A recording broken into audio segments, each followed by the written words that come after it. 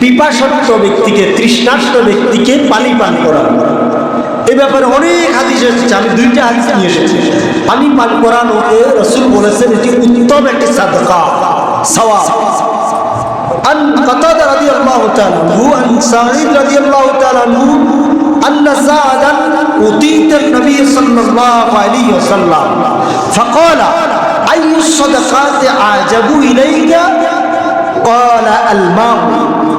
একদা সাদ ইবনে উবাইদা রাদিয়াল্লাহু তাআলা নবী করিম সাল্লাল্লাহু আলাইহি ওয়াসাল্লামকে বললেন যে আপনার কাছে কোন সাদাকা অধিক পছন্দনীয়? একটু মনোযোগ সহকারে শুনুন। হযরত সাদ জিজ্ঞেস করলো, ইয়া রাসূলুল্লাহ, আপনার কাছে কোন সাদাকাটা পছন্দনীয়, আপনি ভালোবাসেন, পছন্দ করেন? আল্লাহর নবী, বিশ্ব নবী বলে, তুমি কাউকে পানি পান করাও, এটাই হচ্ছে সবচেয়ে উত্তম সাদাকা। সুবহানাল্লাহ বলে, পানি পান করাও। এই জন্য গরমের মধ্যে সবচেয়ে বেশি পান করবেন। দেখবেন, আপনারা দেখেছেন টেলিভিশনে, তারপরে ইউটিউবে, সামাজিক যোগাযোগ মাধ্যমে বিভিন্ন ইসলামিক সংগঠনের নেতৃবৃন্দ, কর্মীরা যারা রয়েছে, এরা বিভিন্ন শহরের পর্যায়ে রিক্সাওয়ালা, দিনমজুর, ঠেলাগাড়িওয়ালা, সিএনজিওয়ালা, অন্যান্য রাস্তার কুলি মজুর যারা রয়েছে, প্রত্যেককে তারা শরবত পান করাইতেছে, পানি পান করাইতেছে, ঠান্ডা পানি দিচ্ছে। যে কত বড় সওয়াব, ওরা জানে বিধায় এই কাজটা করতেছে। তাহলে আমরাও বসে থাকবো না, আমরাও এই কাজটা করার জন্য চেষ্টা করব। নিজেরা গরমের মধ্যে ঠান্ডা পানি খাবো, অন্যদেরকে খাওয়ানোর চেষ্টা করব।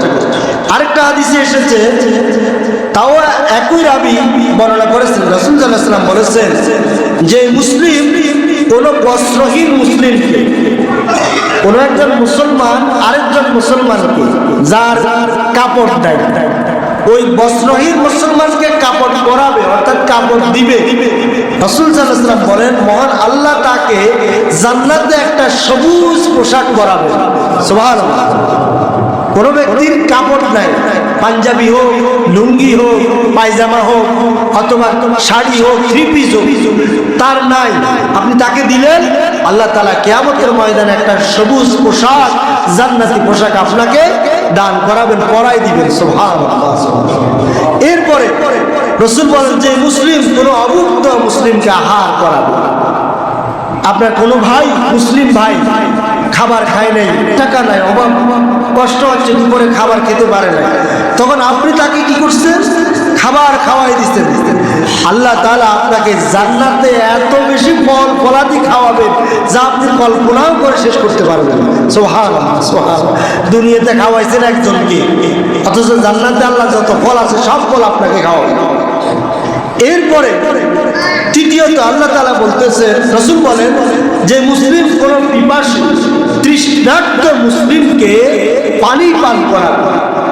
আল্লাহ তাআলা দুনিয়াতে, এই যে তোমরা যারা এই মদ খাও, মদ, দুনিয়ার মদ, শরাব, এটি হারাম না হালাল? বলেন না, হারাম না হালাল?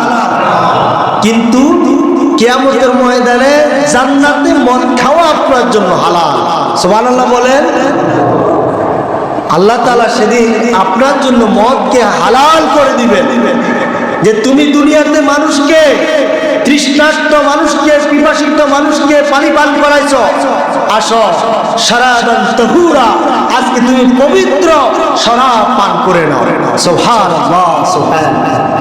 সম্মানিত ভাই, যারা আজকে মদ খায়, মাতলামি করে, এরা কি কিয়ামতের ময়দানে ওই শরাব পান করতে পারবে? বলেন না, পারবে? পারবে না।